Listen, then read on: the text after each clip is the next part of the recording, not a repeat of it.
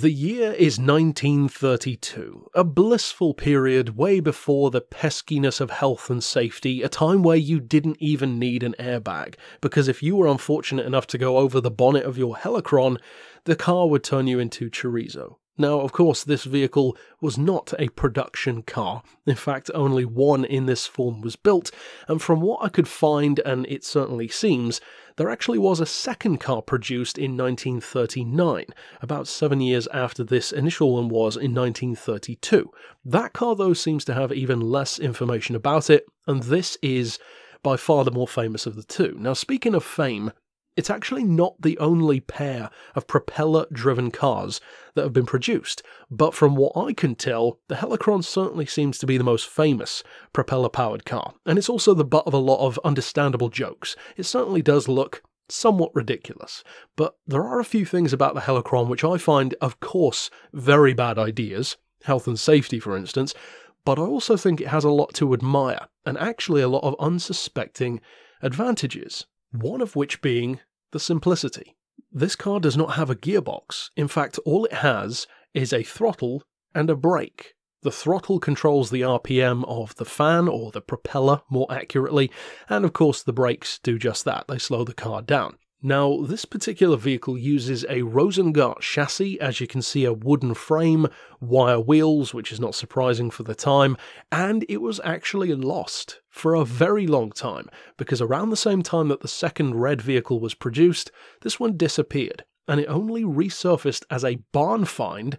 Imagine the people who came across this car, especially if they already knew what it was, in the year 2000. And the craziest part about the Helicron is, believe it or not, this is actually road legal, and the current owner can still, for instance, if they so choose, drive it on the road in France. Now, it's part of a museum collection technically, but it can be driven on the street, and it seems like the kind of car that I have the vague memory of perhaps seeing at the Goodwood Festival of Speed. It might have been some other propeller-driven car, I'm not sure, but on the topic of propellers, it's always interesting to me to see a vehicle which is in fact thrust-driven, as this one is, rather than the typical gear linkages and rotational power, if you will, of a normal car, where it goes through a gearbox using that torque, through the half shafts, drive shafts, through the wheels to the street. This car doesn't do that. In fact, the amount of stress and strain on the tyres is pretty low, because the car is in effect being shot through the air by the flow of air over the vehicle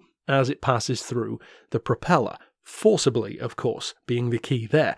Now, I think that a lot of the ideas that this car had could be, for sure, reworked in a modern sense, and I believe that of all the cars we've talked about in Unsung Heroes, this is actually probably one of the easiest to modernise, because there are a lot of modern advantages which you could put into the reimagining of a car like this to make it really cool. Not necessarily on the street, and certainly not as a production car, but maybe as something like a speed record vehicle, for instance. Imagine, for example, instead of this original spec with a wooden body, which is of course lightweight and at the time was a financially viable option, probably not so much these days given that only Morgan really does that now, but imagine today, carbon fibre body, maybe a single seat layout, a torpedo or cigar shaped body like a land speed record car, and maybe keep the propeller at the front or maybe put it at the back, as a couple of other cars which were propeller driven even as recently as the 50s tried to do. Then imagine, instead of that original 4-stroke flat twin engine that the car had in 1932, slap a twin-turbo Porsche flat 6 engine in there and see what it can do.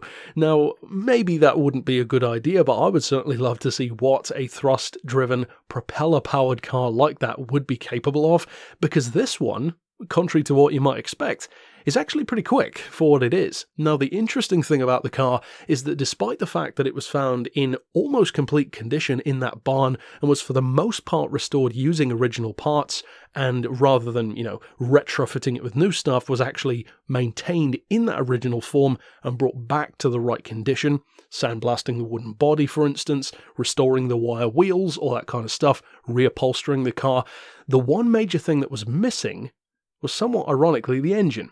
That original 4-stroke flat twin. Now, it probably wasn't a very powerful engine, and what they fitted it with was essentially twice as much engine, a Citroën GS unit in a 1980 spec, which is a flat 4-cylinder. And speaking to the point of performance, as I mentioned earlier on, This car can actually do reportedly 75 miles an hour. Now, I would rather you than me when it comes to having a big wooden propeller spinning in front of your face, but another interesting choice when it comes to the car is actually the steering and suspension, because the car only has suspension on the rear and not on the front. And I kind of understand that. You don't necessarily want that fan moving around too much, and you certainly wouldn't want it bottoming out on the street over a harsh bump.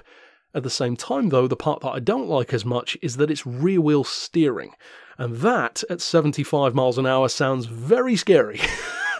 Especially in a car that's made of wood, doesn't have airbags, and as I said earlier on, will turn you into literal chorizo if you fly over the windscreen. Ultimately, as far as health and safety goes, of course it's a flawed idea, and there are certain aspects of that which are difficult to get away from, but I do find it curious that some of the other cars, in fact some propeller-driven cars that were even older than this, as early as the early 20s even, and probably even a couple earlier than that, they actually did try to overcome that, for instance having a mesh surround on the propeller instead of an exposed one as this car had. Now, the fact that there was so much wood used, and the fact that the car doesn't even have a gearbox, for instance, which again is the beautiful simplicity of the design, it means that the car is not heavy. Even though you might look at it and think, well, that probably weighs about as much as maybe a modern Volkswagen Golf or a Ford Focus, it's actually remarkably lightweight. This entire car weighs 1,000 pounds. That's 450 kilos.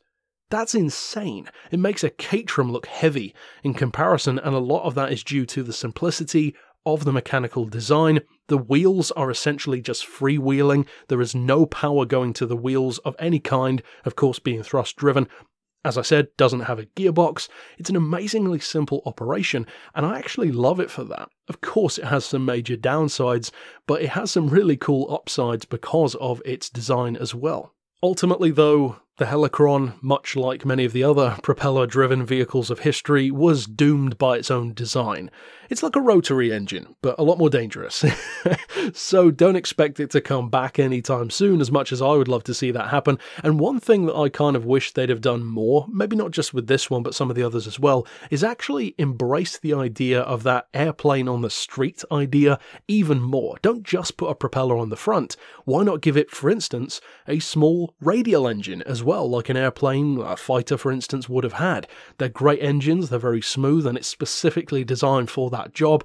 And even the seating arrangement. Why not have tandem seats with the passenger behind the driver as a fighter plane would have had instead of side by side? You would have been able to have an even narrower body, which would have improved airflow over the body and made the car even quicker and probably a little bit lighter as well. Ultimately, of course, there's loads of things that you could do better and do differently about a car like this, but I do find it a fascinating one. I believe that it's a car which gets a little bit too much misaligned by the automotive community who are aware of it.